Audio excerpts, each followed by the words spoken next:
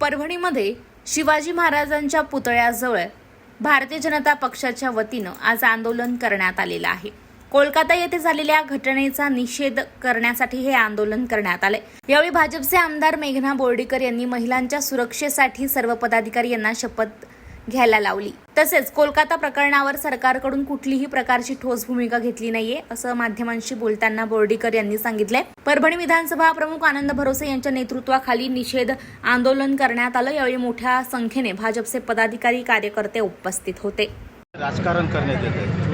आज भारतीय जनता पार्टीने हे जे आंदोलन केलेलं आहे, एक या बदलापूरच्या अनुषंगानं त्यासोबत कलकत्त्याच्या अनुषंगाने हे दोन्ही घटनेचं निषेध म्हणून या ठिकाणी आंदोलन करण्यात आलेलं आहे।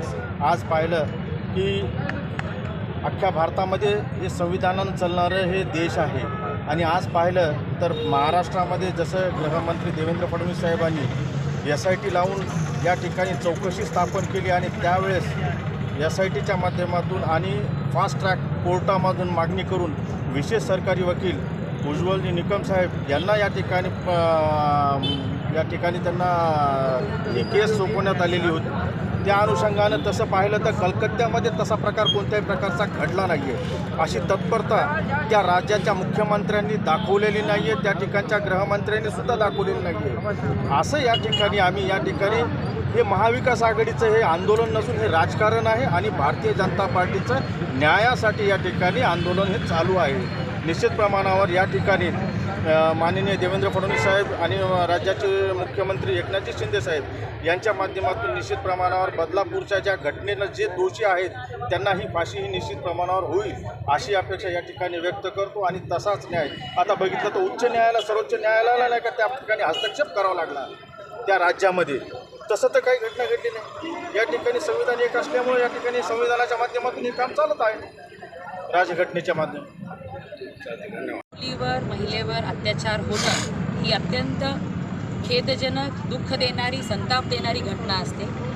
कुठलीही मुलगी महिला तिच्यावर अत्याचार होऊ नये म्हणून आम्ही आता भारतीय जनता पार्टीच्या सर्व कार्यकर्त्यांनी जी शपथ घेतलेली आज खरी त्या शपथेची प्रत्येकाने ती शपथ पाळणं गरजेचं आहे। आपल्या कुटुंबापासून, आपल्या समाजापासून सुरुवात केली पाहिजे की प्रत्येक महिलेला आपण आदर, सन्मान, सुरक्षित वातावरण देऊ आणि खरी त्याची गरज आहे। परंतु दुर्दैवाने विरोधक हे सिलेक्टिव्ह इमोशन्स त्यांचे जागे होत आहेत। आपण बघतो कलकत्त्याच्या विषयावरती ह्याच विरोधकांनी आदरणीय सुप्रियाताई असू देत, उद्धवजी असू देत, एकही त्यांनी स्टेटमेंट दिलं नाही किंवा खेद व्यक्त केला नाही आणि ह्याचं राजकारण करत आज बदलापूरची घटना ही दुर्दैवी आहे, त्याचा आम्ही निषेध करतो। त्या आरोपींना फाशी झालीच पाहिजे अशी आमची सर्वांची मागणी आहे। परंतु जी आपली डॉक्टर